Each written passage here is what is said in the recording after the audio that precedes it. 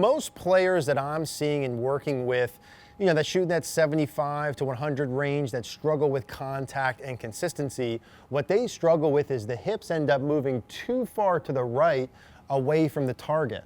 And anytime your hips are moving too far this way, very difficult to turn with that. So what we want to do instead of the swaying too much is learn how to turn your hips much more centered. So if I drew that line up my hip, I should be turning inside of it. Now, all things equal, I like a player to just turn just barely inside of it, create about an inch or so of space, and that inch or so of space is happening from the turning.